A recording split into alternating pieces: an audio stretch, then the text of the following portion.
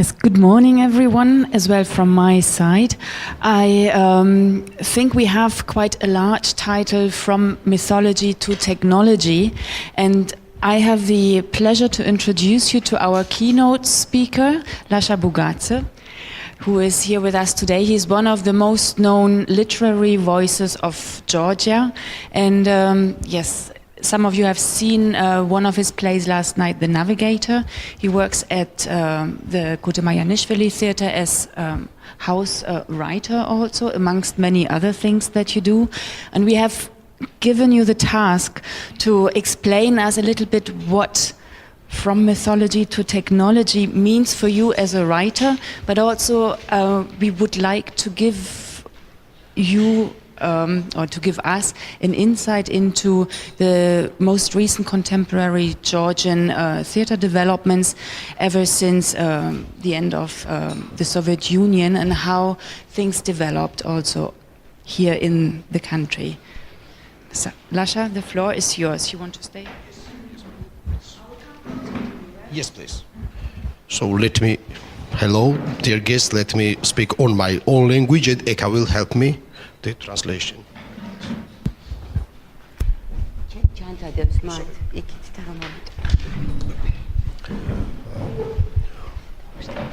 უპირველეს ყოვლისა მე მინდა რომ სანამ ჩვენ თემაზე გადავიდოდეთ გითხრათ რომ ამ სახლში ძალიან ბევრი მოჩვენება დადის. First of all, before we go to the main topic, I want to tell you that in this house there are lots of ghosts walking around. მოჩვენებები მე-19 საუკუნიდანაც და ძალიან ბევრი მოჩვენება საბჭოური პერიოდის 20-იანი და 30-იანი წლებიდან. The hosts from 19th century and lots of the ghosts from 19th century and the ghosts of 20th century from 20s and 30s. And 30s. ეს სახლი იყო ალბათ ყველაზე პრობლემური სახლი საბჭოთა ხელისუფლებისათვის ყველაზე მძიმე პერიოდში სტალინიზმისა 30-იანი 40-იანი წლების პერიოდში.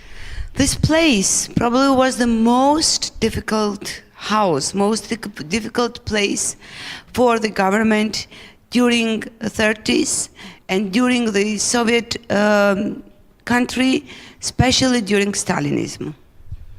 Stalin period, especially. აქ ძალიან ცნობილი და ტრაგიკული ამბავი მოხდა სწორედ ამ დარბაზში 1937 წლის ივლისში. Here, exactly in this room, tragic thing happened in 1937 July. როდესაც ლავრენტი ბერიას ბრძანებით წერლებმა, საბჭოთა მწერლებმა პრინციპში გამოუტანეს სასიკვდილო განაჩენი თავიანთ კოლეგებს, ცნობილ ქართველ მწერლებს. It was the day when by decree of Lavrenti Beria, Soviet writers almost made a decision for the writers, for the other half of the writers that were living in the Soviet time, but that were, death sentence almost, to their colleagues. So the Soviet writers did death sentence for their colleagues here, exactly in this room. ვინაიდან მოგეხსენებათ, არსებობდა საბჭოთა იდეოლოგია, არსებობდა სოციალიზმის ნორმები, სტალინიზმის და ვინც ამ ნორმას არ ესადაგებოდა, ჯერ იკრძალებოდა როგორც მწერალი და შემდეგ მას ფიზიკურადაც ანადგურებდნენ. Because probably you know there were special norms, special orders, frames by Stalin, and everybody who was not following this path of Stalin frames and social realism was first prohibited almost, and then was even physically demolished. მათ შორის სწორედ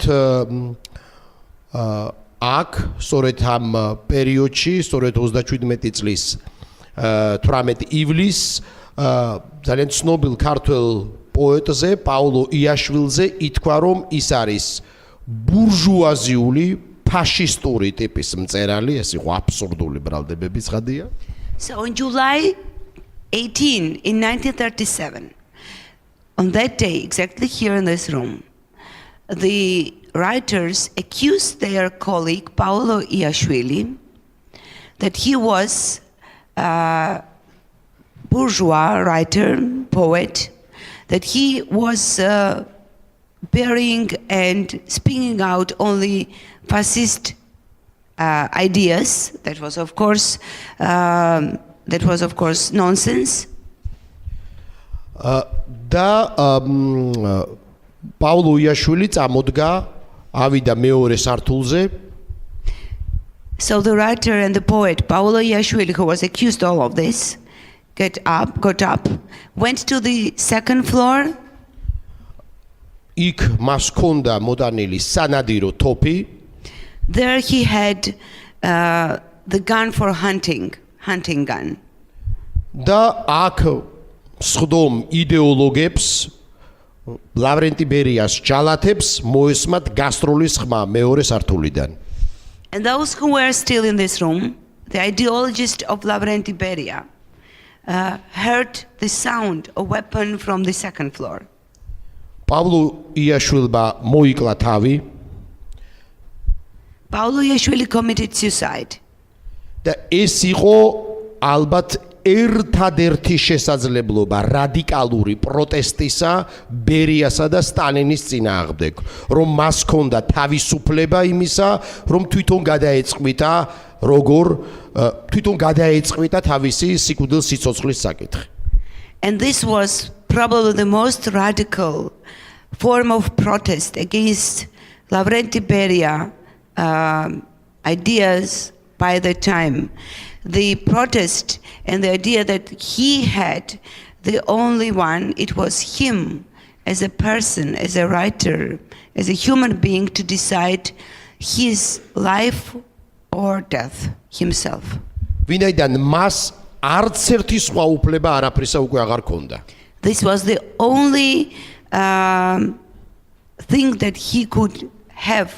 All other his duties, all other things, he had any other possibilities for decisions. ვინაიდან არსებობდა ცენზურა, it was censorship, და არსებობდა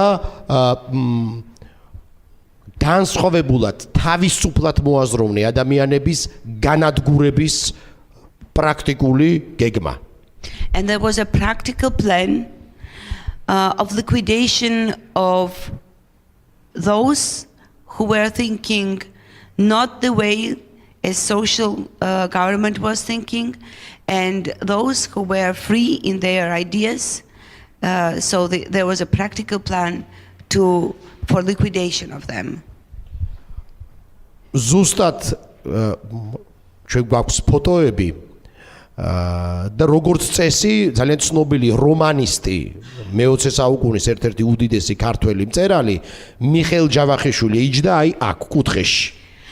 We have as a documentary we have the photos from that day, exactly that day, and very famous on that day or okay in these days because it was ongoing session. And there was a writer, there is a novelist, a famous Georgian writer and novelist, Mikhail Javakishvili, and he was sitting in this room exactly on the left side from me, this place. The problema, so chori sarieli akhla es kami. By the way, this chair is empty now. Be careful.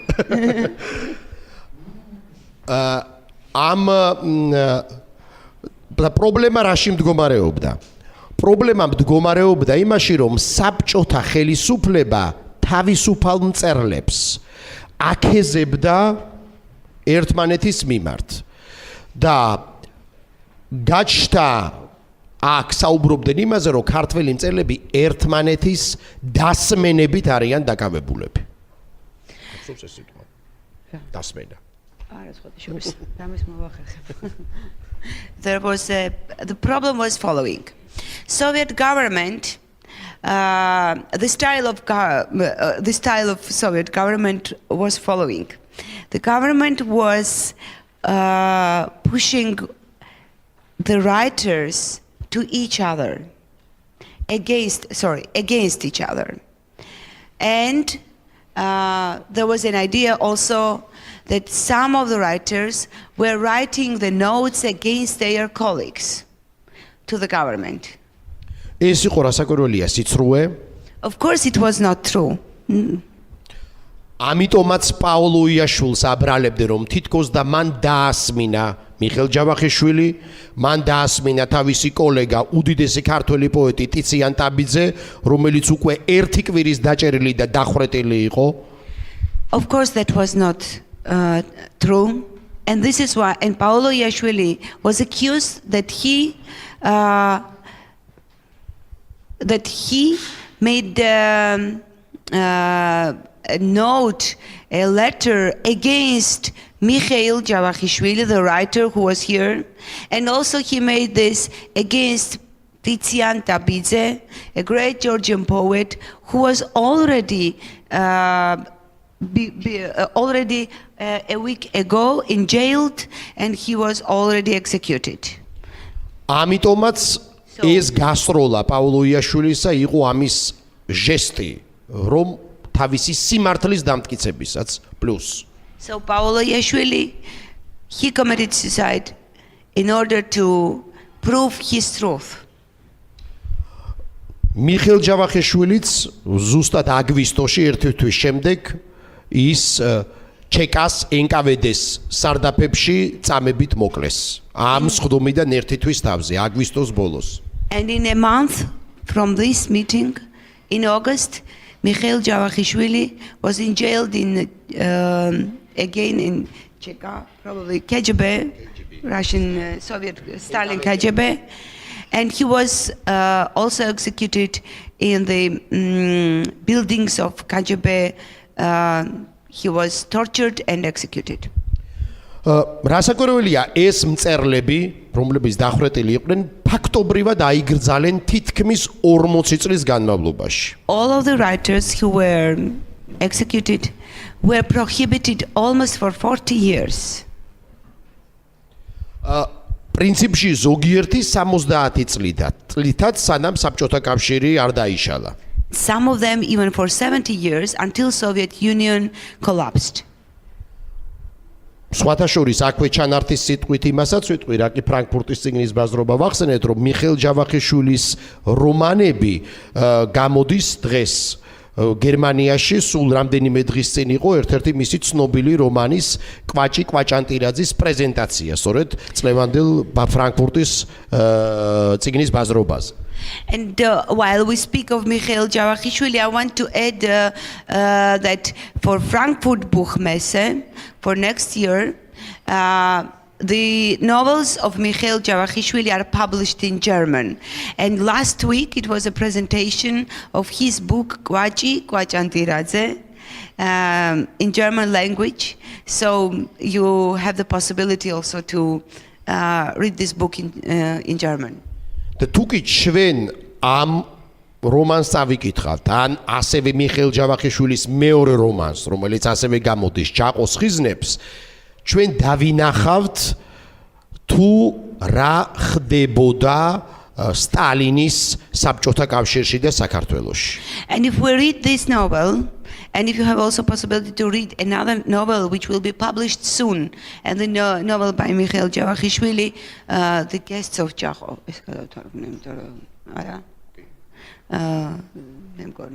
The Guests of Chakov. It's not exact translation, of course. Guests of Jaco is not exact translation.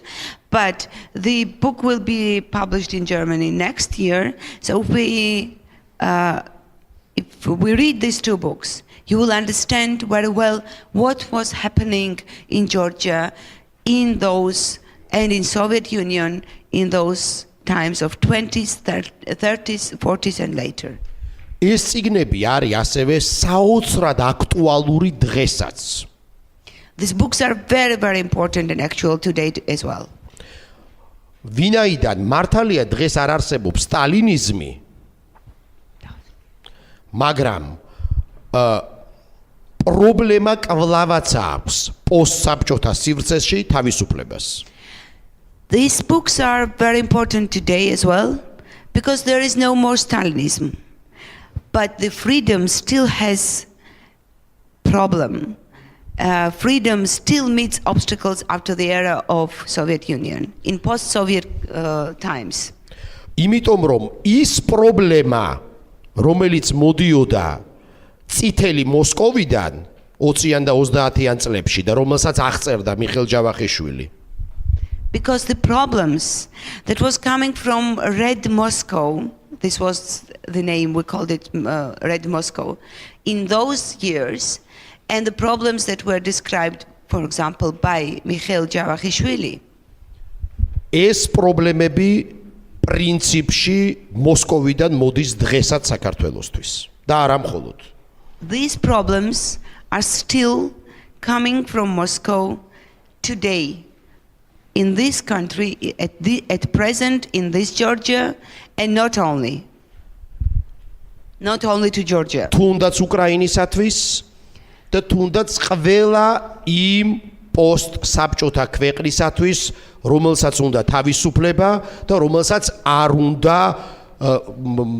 სტალინიზმის რეაბილიტატორი დღევანდელი კრემლის პირობებში თავისი პოლიტიკის წარმართვა. This is the same for Georgia, for Ukraine, for all other post-Soviet countries that want to live in freedom, independence, and for the countries that do not want to be back to new Stalinism, the new totalitarian government country that is building up by Russians now. ვინაიდან რუსული პოლიტიკის პრობლემურობა ჩვენთვის, ქართველებისათვის შეადგენს ყოველდღიურ ეგზისტენციას. The problem of Russian politics for us, for Georgians, are part of everyday life, of existentialism, of daily life. როგორც 1921 წელს ჩვენ დაგვიპყრო საბჭოთა რუსეთმა და შემოვიდნენ საბჭოთა ჯარისკაცები, წითელ არმიელები თბილისში. Okay. Like in 1921, when Communist Russia occupied Georgia, and Russian troops entered the country and stayed here. სულ რამდენიმე წლის წინ 2008 წელს რუსული თვითმფრინავების ბომბები ბომბავდნენ საქართველოს და რუსული ტანკები შემოვიდნენ საქართველოში. The same happened several years ago in 2008 when again Russian troops, Russian militaries, Russian Russian planes and planes were bombing the country. Tanks were entered and stayed here. It was several years ago. და პრინციპში იდეა, პრობლემა 100 წლის წინაც და დღესაც ერთი და იგივე იყო. მაშინაც საქართველოს თავისუფლება უნდოდა და დღესაც. ამიტომ რეაქციას რუსეთი იძლეოდა ყოველთვის ასეც. In principle, the problem was the same at the beginning of the century, in 1921 as well as in 2008. At the beginning of the century, Georgia wanted the freedom. and independence. And it was the same in 2008. So Russia was responding in both times the urge of Georgians to freedom and independence in the way in war, with war. ამიტომ დღესაც საქართველოს შუაგულში გორთან სხვადასხვა იმ ქალაქთან სადაც დაიბადა სტალინი ესეც სიმბოლურია. So this is why, because of this, in the middle of the country, exactly at Gori, very close to the city where Stalin was born, and this is also very symbolic. დღესაც შესაძლოა არ გადის კვირა რომ რუსმა ჯარისკაცებმა სრულიად თვითნებურად კრიმინალური გზით, იმიტომ რომ ეს კრიმინალია, თვითნებურად არ გადმოსწიონ ხელოვნური საზღვარი და არ შეეცადონ ოკუპაციის საზღვრების გაფართოებას საქართველოს შიგნით. So the Russian troops are staying very close to this city, very close, in the middle of country. And today, since 2008, there is almost no day that Russian troops act as criminals and move the occupation borders further to the country. This is criminal deeds, and this is not. It's done by them with their own simple. It's their own simple deeds. It's not, and it is. Yeah,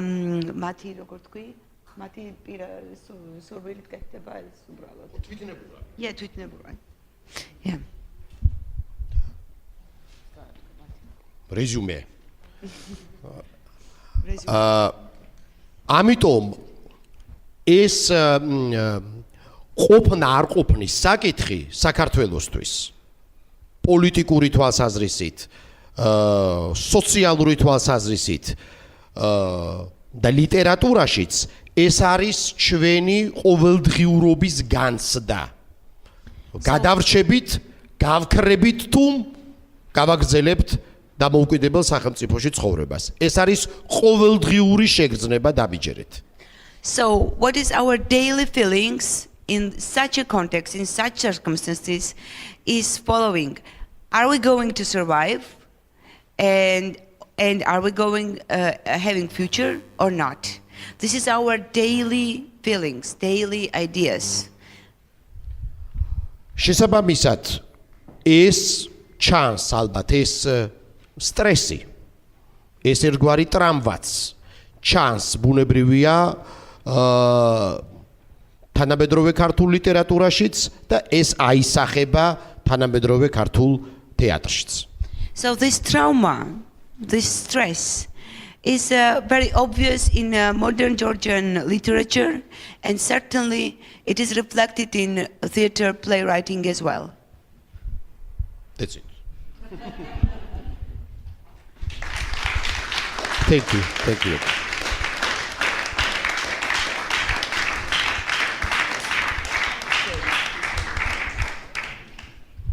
Yes. Thank you very much, Lasha. I think we have a little moment for questions to you. If you have one, Jan. I mean, first of all, thank you for this very courageous speech. I asked you this question now publicly that I asked you before, and in presence of the Vice Minister of Culture. This is so moving, and it tells us how important culture is and what culture can open doors and keep people in discussion. Why is this story only told by you in this circle? Why is there not a plaque?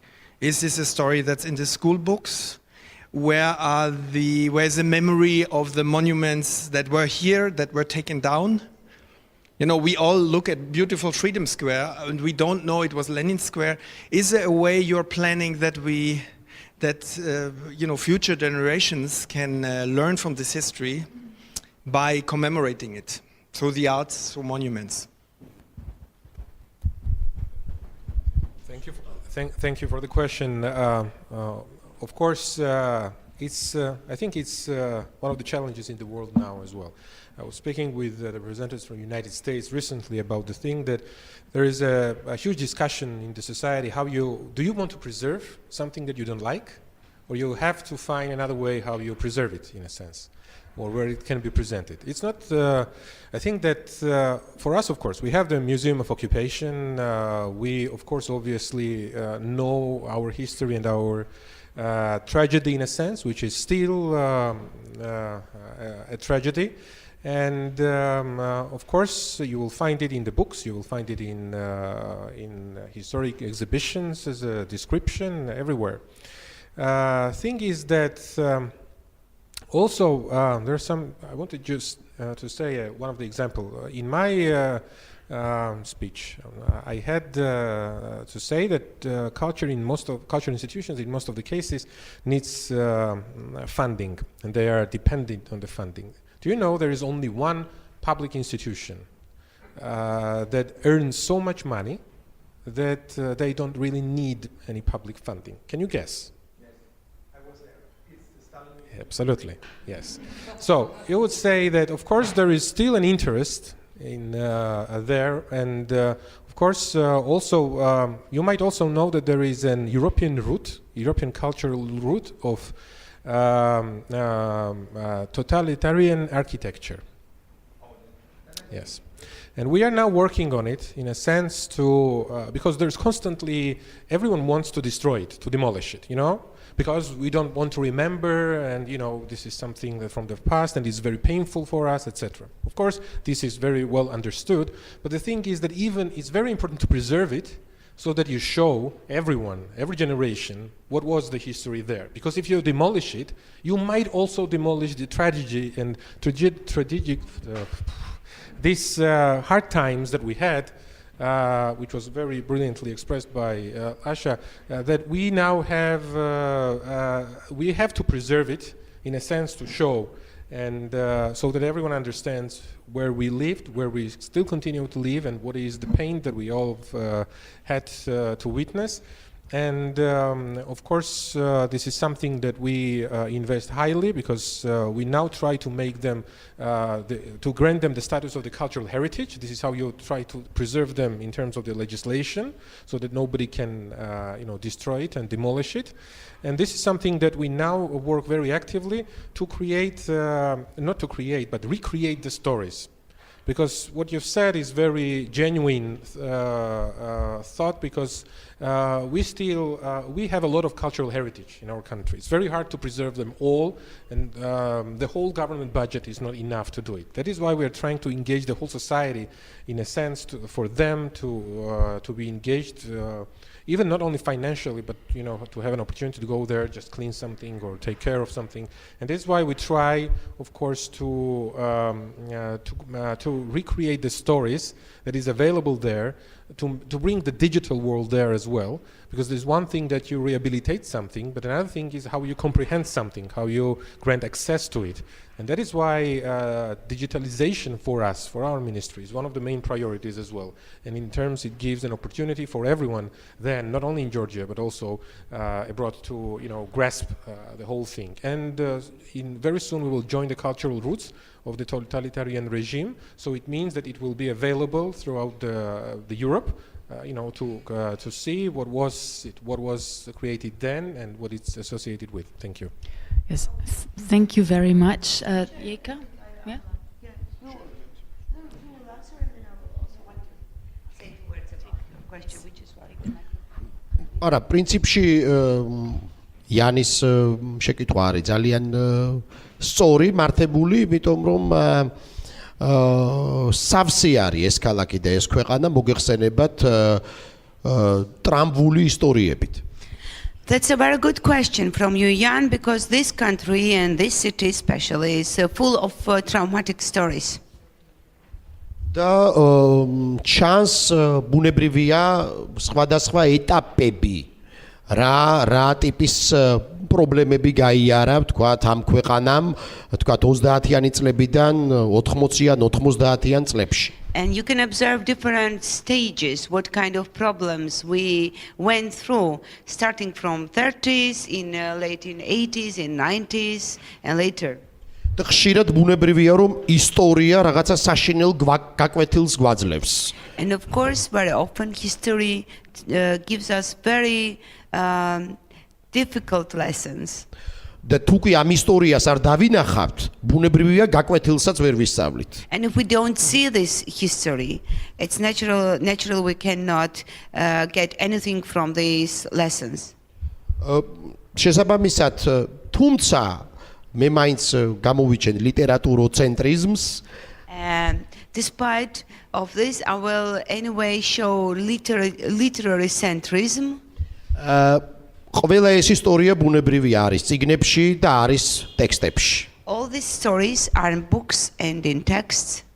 და ამიტომაც ჩვენთვის არის უდიდესი შესაძლებლობა იგივე თუნდაც აი ეს პლატფორმა ფრანკფურტის წიგნის ბაზრობისა, სადაც შესაძლებლობა ექნებათ ამ ტექსტებს, ამ წიგნებს რომ მივიდნენ უცხოენოვან მკითხველებთან. And this is why the platform at Frankfurt Buchmesse is very important for us. We will have possibility that those texts and those books reach our international friends and international audience in general, readers in general. But I want to add something, 3 stories, very briefly. One, yes, but that because of the question, it was very brief, it will be very brief. In our theater in Marjanishvili, we had a performance that was called Kakutsa Chologhashvili. This is a name of a very famous Georgian man who was serving Russian army, and then he rebelled several times. He was against communists. He rebelled several times in Georgia, and he was in exile with the Georgian government to France until he died there. He died there very quickly. This was a legendary figure, and there was still not full information about him and his deeds and his group and rebels in 20s, right after Soviets came. It was a white spot until now. It's white spots in the history, but that was the story about him and what was happening by that time from Soviets, from anti-Soviets, from former government. So the first 3, and we had it on stage, and it was historical drama. For first 3 performances, but the drama was written by historian, not by, Lasha was not in the theater by then. The drama was written by historian together with Levan, with the artistic director. So first 3 or 4 performances, there were nobody almost in the audience. After that, for 10 years, 1 month in advance, tickets were sold out. And children were coming, kids were, not kids, but teenagers, age of from 20 to 35, 35 to 60, in order to understand what happened to their country. This is one thing. Another one, also very brief. You will see there is, can you show me this? Your bag, please. This is on the bags. Now, this is part from Petreot's Heli work. This is, you also don't know it. We have this big problem that Georgia is not known to the world until now. So this is a very well-known artist from Georgia to the whole world of stage designers. He is like an icon of stage designers, especially. He was executed in 1937 at age of 30. He was one of the founders of this theater. So we have his unique collection museum, which costs a lot. And we now we have lectures with him, sorry, thank you. We have lectures in the museum with this collection, and we now start to bring all of this to other things, blocks of notes, make public screenings, whatever, in order to tell people not only who was he, but in what kind of country was he. And then the third one, and it will be, what's very important, because that's, very important part of all of us, because those 30s were not only for Soviet Union, it was for the whole world. The 40s, the 50s, 60s, it was for the whole world, especially for Europe as well. There was a book, I hope it will be someday translated, by Georgian theater critic. I don't remember very well how it is called, but it was exactly at the about 30s. Because the idea that, Georgians were spying on each other, writing the notes to the government officials, it was a legend created again by KGB. So he went down, he is dead now, he was great personality, he went, so we went to KGB archives. He was the only theater critic and historian. He was allowed there. He worked there for several years, and he published a book that brought light to all the generation of those theater people who were working by then and who were accused in legends or in stories that we heard from different, people. Until now, we know that war was spying on Inaj, and he cleared up the whole story of 30s in theater, and he divided legends from the truth.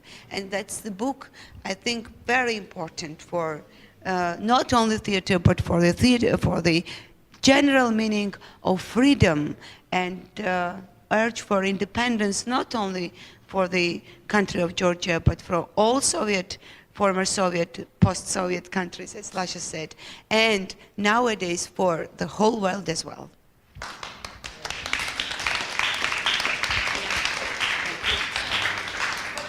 Yes. Thank you very much, Yeka, Lasha, Mr. Deputy Minister, and also Dubravka. I think you started your introduction saying this is a house of ghosts, but I think also the ghosts of the past are so very much present in shaping our current life here, and very much also it's true for Georgian and Georgian history, how this is part of daily life, and possibly also one of the explanations why so many people are going to the theater, see the performances, see those stories that need to be told. And we could see this in the last nights, and you've told us this before. It's the most popular art form here, that there's this urge to understand what was going on around us in the past and how it can go on in the future. Well, thank you very much for sharing your experience and your work with us.